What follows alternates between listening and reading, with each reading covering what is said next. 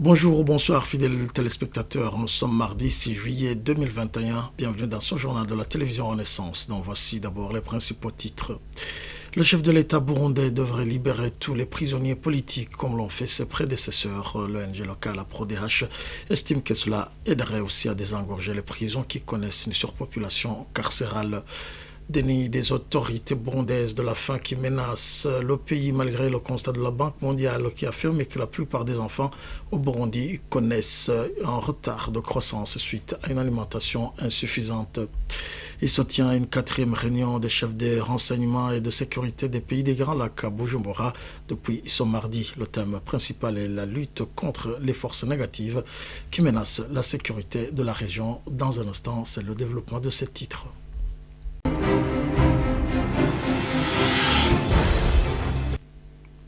La lutte contre les forces négatives qui déstabilisent la région des Grands Lacs demande l'implication des pays concernés. C'est dans ce cadre qu'il se tient une 4e réunion à Bujumbura depuis ce mardi. Des responsables des services de renseignement et de sécurité du Burundi, de la RDC, du Rwanda, de la Tanzanie et de l'Ouganda. En plus de ces institutions de sécurité, la réunion a vu également la participation des organisations régionales africaines et de l'ONU. Le thème de cette réunion est le renforcement de la confiance vers une coopération régionale renforcée pour neutraliser les forces négatives, comme l'a signifié le chef de renseignement burundais. Au Burundi, chaque bouche parvient à manger et chaque poche a de l'argent. Ce sont là les propos du président du Burundi, Evariste Ndayishimiye. Et pour lui, cela montre que les Burundais ont atteint leur objectif de lutte contre la faim. Il a tenu ses propos lors de la célébration du 59e anniversaire de l'indépendance du Burundi. Suivez Evariste Ndayishimiye. Nimurabe ingene twihaye intumbero yo kurwanya inzara none uno munsi mu Burundi akaba ata muntu n'umwe avuga ati ndashonje. Narababwiye nti umuntu wose ushobora gutegereza kuronka icurya umupfu kuronka amahera. Abarimye ibigori uwo mwaka murazi ingene vyagenze, musigaye muvyita amahera ubu ntimukivyita ibigori. None rero uwo wose numutahe nivyo turiko turibonera ko bishoboka. Urunani turi kumwe twese birashoboka tugira urunani. Le chef de l'État le dit après la visite du vice-président de la Banque mondiale pour l'Afrique de l'Est et l'Afrique australe à la fin du mois de juin, lors de sa visite au Burundi pour analyser ensemble avec le gouvernement le programme de lutte contre la pauvreté. Afes Ganem a dit que le Burundi a plus que la moitié des enfants qui ont un retard de croissance et que la Banque mondiale veut savoir ce qu'elle peut faire pour aider à résoudre ce problème. Suivez. C'est ma première visite au Burundi. Et je tenais à venir pour voir un peu avec le gouvernement le programme de la banque ici à Burundi, le projet de la banque, ce que nous sommes en train de faire ensemble avec le gouvernement. Comme vous savez, la Banque mondiale est une institution qui a comme mandat la lutte contre la pauvreté. Et donc, je voulais voir avec son Excellence le ministre et avec les membres du gouvernement quel est le programme du gouvernement pour lutter contre la pauvreté et qu'est-ce que nous pouvons faire comme Banque mondiale pour soutenir le programme du gouvernement. Au Burundi, on a plus que la moitié des enfants qui souffrent de retard de croissance. Et donc c'est aussi, nous voulons voir avec le gouvernement ce que nous pouvons faire pour les aider. Poursuivons ce journal par la page justice. Les juges du Burundi devraient tout faire pour rendre la justice aux justiciables afin de décharger la cour de la communauté est-africaine. Nestor Kayobera, qui préside cette cour régionale, revient sur l'indépendance de la justice comme une garantie d'une justice équitable. Il s'adressait aux juges de la mairie de Bujumbura ce lundi.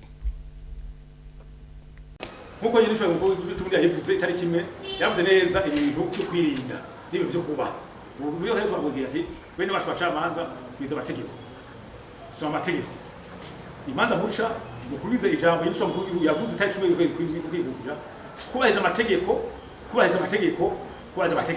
no kwaza mwere gihugu kugira ngo imanza zimwe kumwe usata gisumwe mushwa makuru ntizozaje arusha ibe sentare by'ukuri ikimanza zivise intumbero ikomeye. Nestor Kayobera parle en connaissance de cause. C'est justement parce qu'il sait que l'appareil judiciaire burundais n'est pas indépendant qu'il lance cet appel. L'observation est de Maître Vital Shimirimana, ancien président du syndicat des magistrats du Burundi. Il fustige l'attitude de la justice burundaise qui ne tient pas compte du respect des droits des justiciables, poussant ainsi ces derniers à faire recours à la Cour de la communauté de l'Afrique de l'Est. Il y a lieu, comme le dit Nestor Kayobera, d'éviter que de multiples affaires soient portées devant cette juridiction si la justice burundaise était respectueuse des droits de l'homme, si la justice burundaise était vraiment, véritablement impartiale et indépendante. Or, Nestor Kayobera n'est pas sans connaître l'appareil judiciaire burundais qu'il a servi pendant plusieurs années. Donc, il faut aussi se demander si les magistrats burundais connaissent et tiennent à cœur le contenu du traité créé à la communauté d'Afrique de l'Est. Si tel était le cas, beaucoup de problèmes seraient résolus, beaucoup de problèmes seraient d'ailleurs évités. La question essentielle se trouve sur le fait de savoir si les autorités burundaises, et en particulier l'appareil judiciaire, est consciente que le Burundi ne peut pas vivre comme un îlot et doit respecter les principes et valeurs contenus dans le traité sur la communauté d'Afrique de l'Est. Et la Cour de justice de l'Afrique de l'Est est l'une des institutions de cette communauté dont la mission principale est l'interprétation des dispositions du traité créant cette communauté qui comprend en ces dispositions articles 6 et 7 les principes de bonne gouvernance, de respect des droits de l'homme, d'état de droit et des principes démocratiques. Et la plupart des affaires portées devant cette juridiction régionale concernent la violation par les États partis à cette communauté des dispositions qui gouvernent ou qui président à la création mais aussi à l'organisation de cette communauté. Et la plupart de ces affaires concernent des atteintes portées contre les droits et les libertés des individus par les instances nationales, en l'occurrence les administrations, l'appareil judiciaire ou les instances politiques dirigeantes. En ce qui concerne l'État du Burundi, la plupart des affaires qui ont été jugées l'ont été sur base de la violation des principes de bonne gouvernance et de l'état de droit et de respect des droits de l'homme. Nous constatons qu'il y a de plus en plus d'affaires qui sont portées devant cette juridiction parce que la majorité de la population burundaise est aujourd'hui sensibilisée de l'existence de cette juridiction régionale et en raison de la déception qui est ressentie par la plupart des plaignants sur le plan national, ils se résolvent à saisir cette juridiction internationale qui est de loin très éloignée et très coûteuse. Le président Évariste Ndayishimiye devrait prendre une mesure de grâce présidentielle en faveur des prisonniers politiques, y compris ceux qui ont voulu renverser les institutions en 2015. L'appel est de l'Association burundaise pour la protection des droits humains des personnes détenues. Pierre Claver Mbonima, président de la PRODH, rappelle au chef de l'État que sous d'autres cieux, la libération des prisonniers politiques est l'une des décisions de la première heure d'un nouveau chef d'État. Selon lui, cela constituerait l'une des solutions pour désengorger les prisons.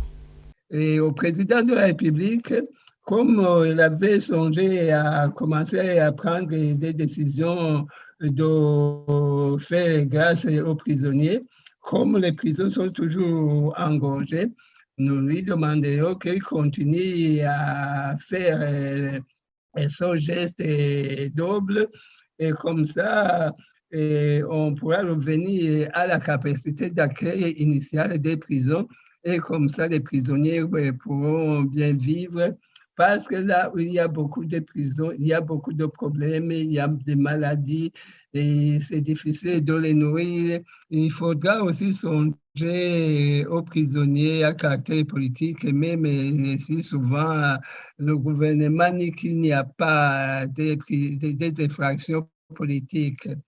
Et par exemple, ceux qui sont accusés d'avoir tenté de faire un coup d'État, oui, le coup d'État, on a tenté de faire un coup d'État contre le président Pierre Nkurunziza, mais aujourd'hui, il y a un nouveau président.